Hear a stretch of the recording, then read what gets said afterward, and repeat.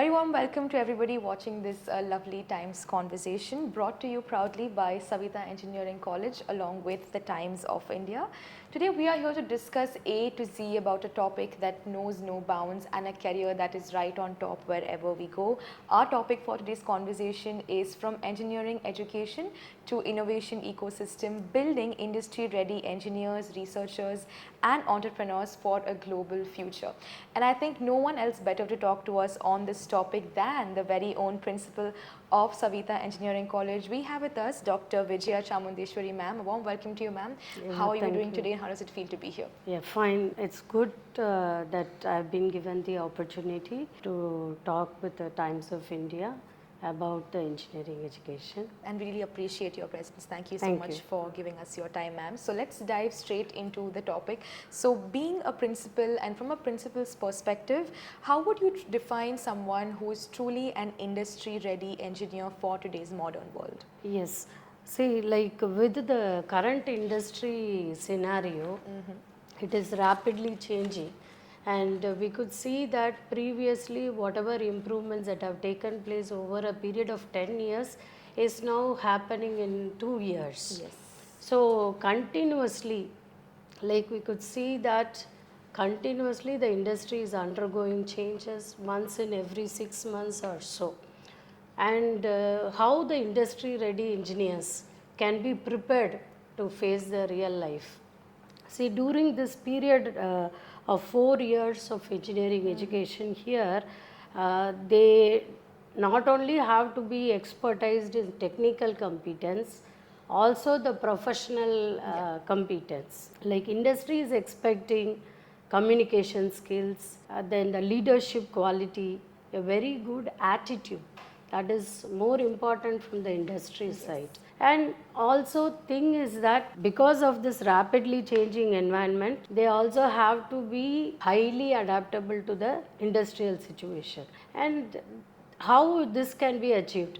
They should always be eager to learn, unlearn, then relearn the new things that is coming up in the industry. Then only an engineer or a student can become an industry ready engineer. Yes, and I like how you mentioned the challenges that we're facing to make sure that we reach this gap. So speaking of just challenges, do you think there is one biggest challenge that we have to bridge the gap between things that we learn in institution and industry ready engineers? What is that gap? Yes, continuously always people used to say that there is a gap between the academia and as well the industry. We are continuously making the improvements. We are trying to overcome the challenges we face.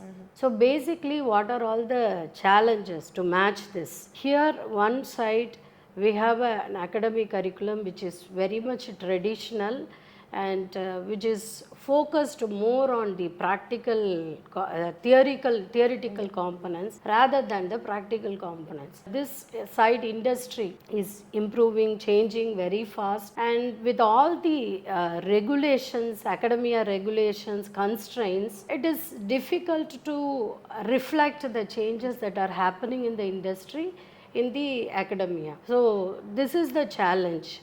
And how to overcome this? So mainly thing is how we are going to reflect whatever changes that are happening in the industry in the academia. So this is the challenge. How to overcome that is bringing the industry experts. Here at Saveetha Engineering College, we are keeping many of the industry professionals on board in our board of studies, designing the curriculum and all that, and we just cannot wait for even a year or a regulation for 4-year period to keep the same syllabus. Instead of that, as and when the industry people are giving feedback or giving comments or advice to us, immediately we have to keep on changing the syllabus. Yes, absolutely. Again, adaptability. That is the key word. And so that is how, like, we cannot wait for 6 months or so and introduce the changes, and bringing more center of excellences which have the equipments similar to what is available in the industry, and bringing the industry experts to handle classes. So like the faculty upskilling That is is also important, a yes. big challenge. So till our faculty are getting trained with the new technology, we have to bring the industry experts and continue handling the sessions in the emerging trends. And along with that, the faculty also has to be trained, and so that faculty can continue. So Yes. that is the thing. We need people with higher experience, along with that upskilling attitude also. Both go hand in hand and it Yes, will yes. help. And I also caught a key point from what you said is this generation gap of traditional methods, modern Yes. methods, because we are evolving every single day, as you already know. So how do you think colleges can be more approachable towards getting rid of traditional methods and making sure that innovation is still there while evolving with the world? Yes, yes. See, as I've told, traditionally more on the classroom Yes. method, rote learning, examinations were based on simply remembrance Exactly. or what they have been taught, like that, and more of the theoretical component. So now the need is that reduce the theoretical component, and with a lot of the skill certification courses and all that, Yeah. the technical content can be provided in a lesser and efficient way. That is needed. Like, we cannot take 60 hours to handle the subject theoretically. So instead, reduce the theoretical hours and increase more on the project components. So here the project based learning kind of components helps a lot. So instead of making them sit in the class, listen for the lecture hours, they have to be made to work on the project. So like if the students are encouraged to work on the competitions or participate in the hackathons and all, that makes it interesting as well. And it also helps them to learn along with the different department students. If a project has to be developed, an electrical engineer, electronics student, a mechanical student, all are computer science, all have to work together, and they get to know the real feel of working in a project or an interdisciplinary project. Definitely the project based learning has to be increased. Yes. And this is how we can overcome the traditional curricula. And the another thing is that encouraging them to participate in all this kind of competitions, student competitions, hackathons, and many companies are now conducting this hackathons based on their case studies. Almost case studies like what actually the challenges they are facing in the industry. If they are giving such kind of problems, students get the feel of what are all the challenges in the current industry, and they work on it for say 3 months, 4 months. That is definitely effective rather than a regular classroom learning. It increases the inquisitiveness, problem solving skills. They are also excited to learn in that way.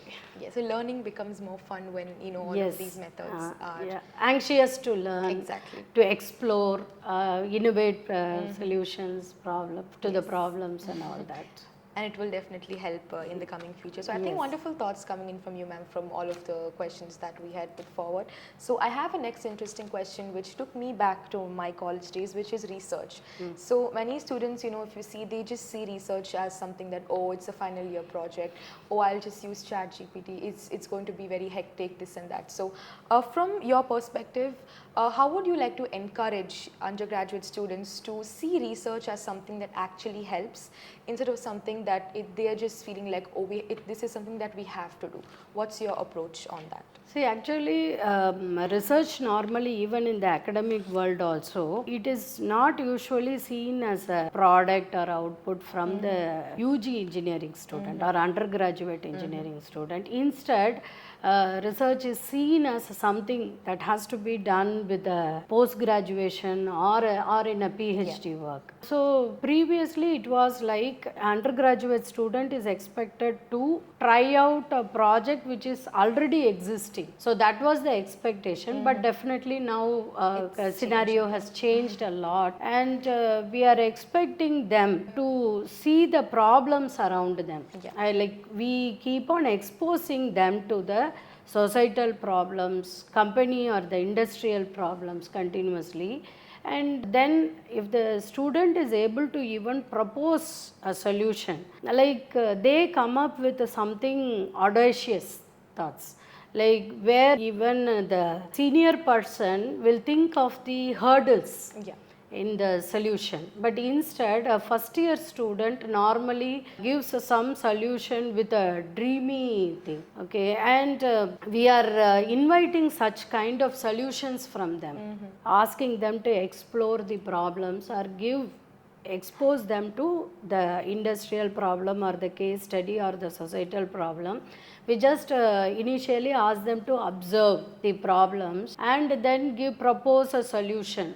What do you think of? Don't think of the methods by which you can give solution, but instead simply propose this can be solved by this. That is called an ideathon competition. Instead of a hackathon, just encouraging them to propose solutions. We are not asking them to give the solution materially, but still propose it. So that encourages them. So one is that they will observe the problems around them, then they will start proposing the solution, and they can also start on working the problem from the second year itself, finding the solution. Yes. And when they are doing this kind of project in the second year, they should not be doing it alone as a second year or in the group of second years.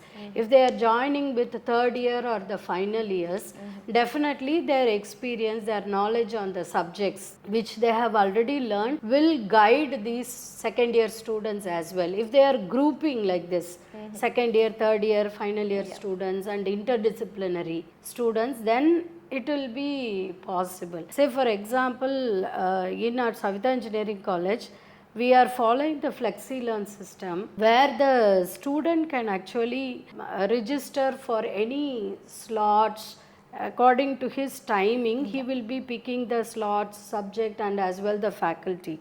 So it is totally different from the traditional pattern where the second year CSE student will sit in a class as a group. Here all the second year, third year or the final year students or ECE students, CSE or mechanical, whoever has taken the subject, they will be sitting in the class together. So that way the environment itself helps them to interact with the different years. And if this is also leading to a project together as interdisciplinary as well across the years, it is possible for them to come up with a solution. Another thing, as you have told, research and the project, that is where the question has stemmed from. See, we need not have to see research as something big, but just proposed a solution for an existing problem. That's all. Sometimes new thoughts must be encouraged. Absolutely, that is only leading to a creativity and innovation. That can be called as a research. Yes, I love how you defined it very easily for the viewers. So I think it's as simple when you see it in that perspective. So great thoughts coming in from you on that, ma'am. Next up, I have a super interesting question once again, which is the advent of AI. So you and I and everybody know how AI is evolving every single day rapidly. Everywhere there's AI. AI is taking over jobs. So how can you, or from your perspective, how would you want to implement AI in learning when it comes to the engineering perspective? Yes. See, actually, the 2 years back, if you think about it, AI was taught as a subject for computer science, specialization under computer science department. Now, AI is pervading all the departments, all the engineering disciplines. So, we think of it as a tool to facilitate in all the engineering disciplines. It's like how the computer has come to existence. AI also will be like automatically get into the lives of all of us.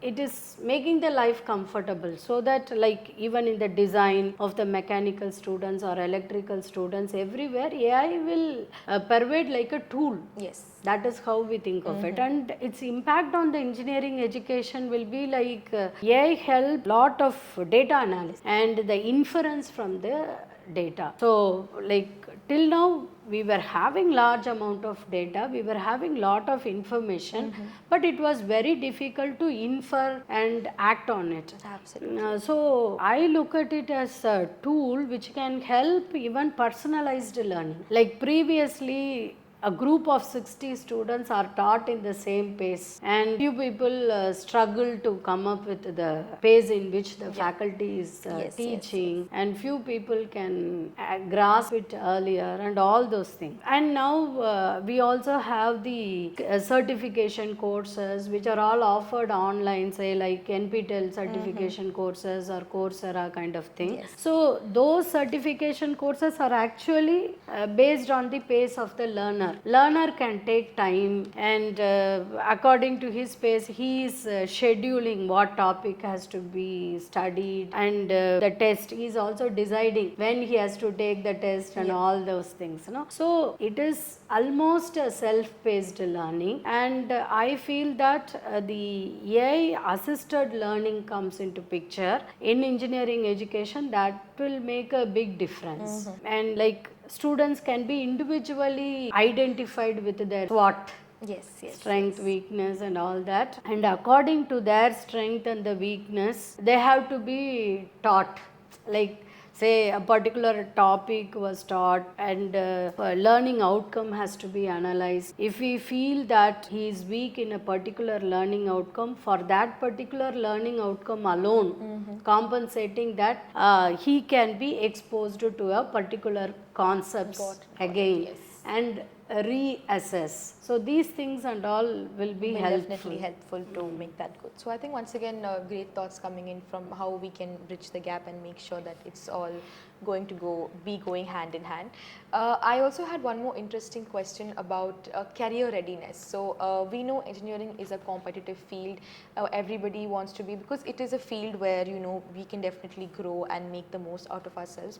So from your perspective, how important is industry collaborations, internships, working on projects? How will all of these elements help in making an engineer career ready for his or her future? Yes. See, actually, in a college environment, he is studying whatever is being given, and there is a specific curricula. They can be called as the foundation for what he is going to do or how he is going to prove himself in the industry. But the thing is, industry also, some 3 or 4 years back, they were training the graduate engineers. So they were spending about 6 months to 1 year training for the newcomers, and only then they are ready for the industry. Many of the product companies or the software industry used to do this kind of training, and now they want to reduce the time taken for training the students. So what the industry wants is that when the student is coming out itself, or even when he is doing the project itself, he can be onboarded to the industry so that he is ready for taking up the thing, the role. So continually he has to be given the industry exposure from the first year onwards. So the initial stages can be the industrial visits, so that he knows how the things are going on in the industry. And then from the first year through the second years, they have to go continuously for the internships for a period of 15 days, 1 month, where they will be working in the industry itself on a smaller problem that is being given by the industry people. And they also get to know what is the environment and what are all the kind of problems they are working on. And he will also be able to know his own interest, which particular field he is attracted to, and where he can comfortable in working with and all that. So this kind of industry visits, then the internships, and lot of expert talks from the industry people, that is very much needed. So continuously when the industry people are coming, they will be telling them about the advancements going on here, and what are all the future emerging trends that will pick up in the recent years. All these things he has to be continually exposed to. Then, like say we are exposing him to different things and he has to pick up what he is interested on. Yes, correct. So all this industry collaborations, and as I've told, with the changes or expectations from the industry must be covered by the academia. Absolutely. So if any particular topic, as you said, say AI tools, then it has to be incorporated in the mechanical engineering, say for the design of the machine elements or whatever. So we have to bring in so that he is ready when he is completing the course. Yes, that makes So, them ready so for all these industry collaborations is very much needed. All the stakeholders are like industry people as well the academia are involved in shaping the future generation. Absolutely, and like it would be amazing to see so many engineers just be ready right Yes. after graduation, because that makes our future good. So Yes. great thoughts coming from you, ma'am. Yes. So let's move on to our next question. I'm sure, keeping in mind your experience, you would have seen many students who excel in their careers versus some students who struggle after graduation. So there is this thin line. So what do you think is the difference between these two categories of students, and how can we bridge that gap? Okay. See, actually, some of the students think that after this 4 years of graduation, they have to get a good job. Yeah. So that is what they will be concentrating on. They will try to get a good job. They will acquire the skills what is required for getting the particular job, like problem solving, quantitative aptitude, technical expertise. Those things they will be covering and they will join for the job. For some of the students, they are looking at their overall development. Like as I've told you, the industry requires lot of additional competencies other than the technical expertise and to sustain in their career. So sustainability, that is again related to the perseverance. So continually how much they are disciplined towards their trials and experimentations and the achievement. So as the industry is requiring technical expertise in the beginning, and after that they will also look for the attitude to take up challenges. Absolutely. If any new combinations of work or the challenge in their job is coming, are they willing to take up the challenges? That is more important. And then the leadership quality, how they are working in teams, how they are collaborating in the team, and how they are able to explain if they are working on a project, how they are interacting with the customers, and how they are projecting a product salient features, and all that matters.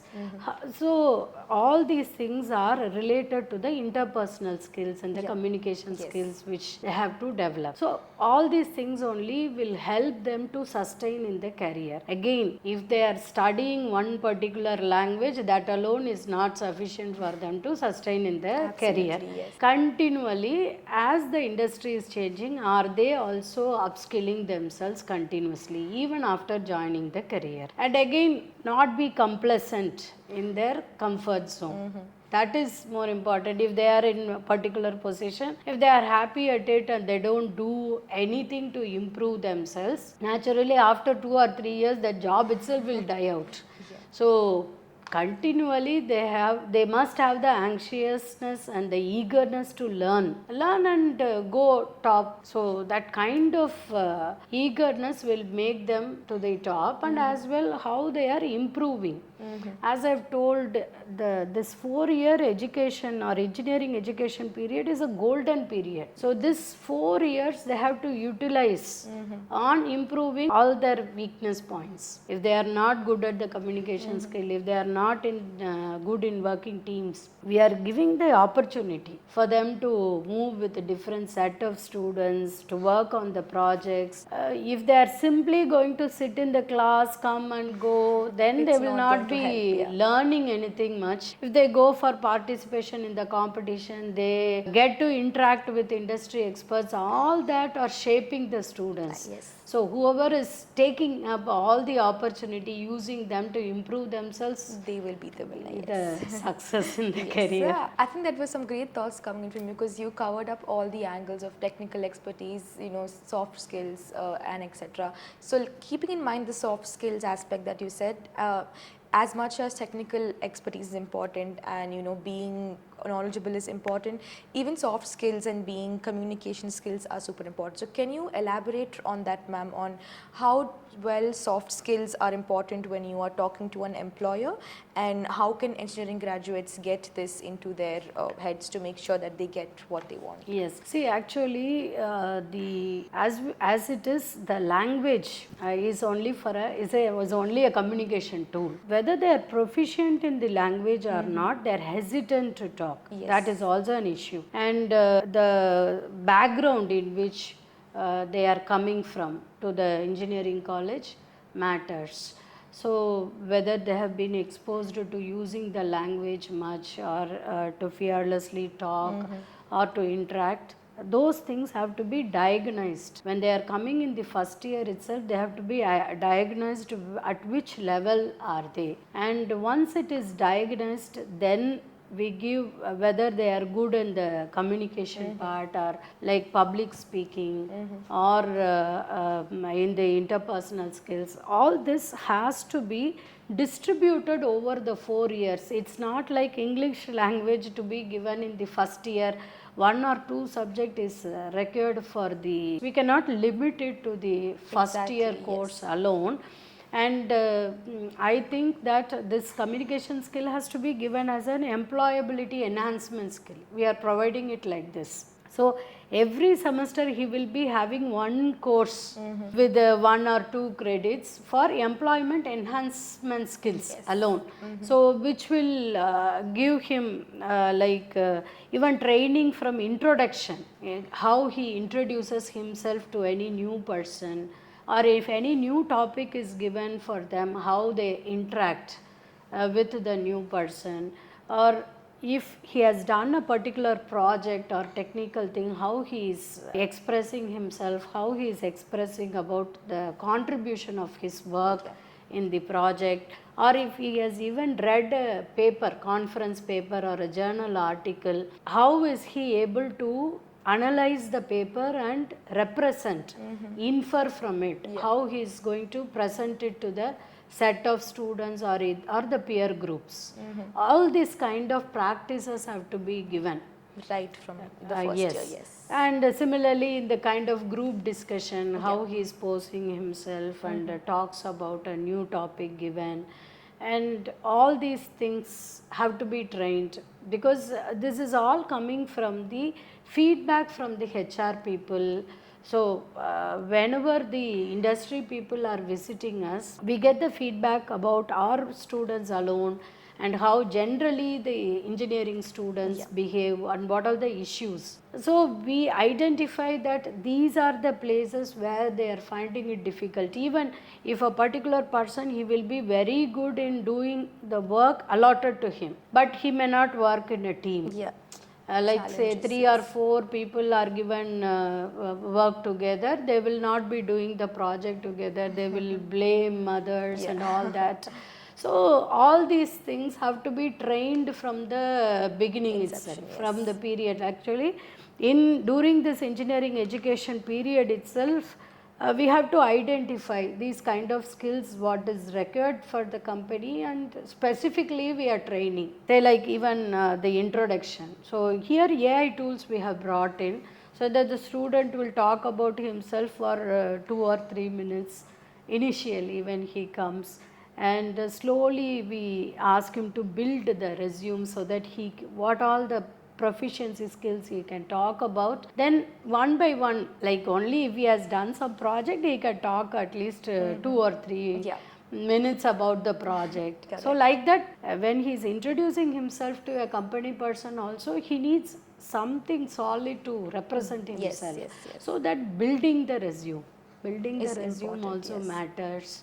And so those things are all, like if he is participating in the conference, presenting papers in the conferences with other colleges, other states, that and all will give him keep on adding his feather in the resumes. Yes, and they will be where they want to be. So lovely thoughts coming in from you on that question. I think it will really help students who want to grow and upskill. Thank you very much for your thoughts on that, ma'am. Let's just zoom into 10 years from now. Imagine we are in 2036 and you are still the principal, of course, with your expertise. What is one major trend you see happening in the next 1 decade, and where do you think it's emerging, and where do you think engineering education will be in the next 10 years to come? As I've told, now we see the AI, AI, techniques, yes. and AI assisted learnings will come. And as well, I'm seeing the shift towards the entrepreneurship skills. Like we are giving more importance on the entrepreneurship skills, whether they are starting their own company or not. The mindset is important. Yes. So rather than looking out for the job, the graduates have to be the persons giving the jobs. So they have to become employable, and as well they become valuable to the society, making many peer groups employable. So this is what I feel will be the trend. Like it is very difficult to predict the technology what will be there in the decade, but I see that the shift of the mindset has to be made from the employability to becoming the employer. Yes, and that is a major change this that you is, see. Yes, and we really hope that it stays that way, because it is definitely going to upskill. We're down to our last two questions, so let's get your thoughts on this question. So, like we were talking earlier about the research aspect, people like nowadays students do it in their UG, PG, PhD, like you were saying. Do you think we should inculcate topics like research before undergraduation? Yes or no? Any thoughts on that, ma'am? Before undergraduation, it's very difficult. It's difficult, okay. Like if, during their school days, as I've told, the ideas can be obtained from them. They may not be able to build the innovative products, but they will be able to come up with some topics for ideas. But during this engineering education, like there are a lot of faculty now, the eligibility itself is becoming with the PhD and all that. Then the faculty who have completed their research, if they are guiding the research scholars, and the environment has to be changed in such a way that many faculty themselves are involved in doing research, so that when they are conducting experiments or doing the research, they should also involve the undergraduate students. So that way they will also, students will be inspired by the faculty when they are doing the research, and as well these students will be guided by the faculty to take up the research and innovation. See, naturally students are clamored with lot of thoughts and ideas. Lot of thoughts, ideas for the solution, and I feel here the faculty plays a very important role. They streamline what all are possible to implement, and they guide. So if you are using these methods, you can go ahead with it. And also sometimes industry persons also can be brought in, so that they can also help in finding the solution or implementing some viable product for the problem. Yes, so doing it before UG will not make... Before UG Yes. is quite Be very difficult. hard, yes. During the undergraduation, we can definitely expose them to do some research, to try out the business activities. Because say it is a safe environment, they can Absolutely, yeah. try, they can fail, whatever be the experimentations they can do here. Afterwards they can either take it up as build up their career either on this efforts or something else. Yes, so the learning environment comes once you're in college. Great thoughts on that, ma'am. On that note, we are to our last question. Keeping in mind like your experience, your expertise, being in this wonderful institution as a principal, I'm sure you will have a lot of advice to give for your students. But if you had that one power-packed advice for upcoming entrepreneurs, researchers or engineers, what is that one advice you will give them on how they can be successful and be where they want to be? See, this has been repeatedly discussed. So main thing is that don't waste this 4-year period in the learning period. So here you can do a lot. So basically technical expertise, that forms the foundation. So don't skip the basics or the foundation skills, and build on that communications and the soft skills as we have discussed. So these are the things important and make you adaptable for change. That is the very important thing, because so they have to continuously learn. Lifelong learning is very important. Adaptability is important. Persevere. Dream about it and be perseverance to achieve the dream. Yes, it is very much possible. So I think the entire summary of our conversation will be to learn, unlearn, relearn and evolve with all of that together, and then you will be where you want to be. So once again, a big thanks to you, Dr. Vijaya, for giving us your time. I think your insights, expertise and thoughts brought great value to our viewers. Thank you so much once again for being a part of this conversation. Thank you, ma'am. Thank you very much.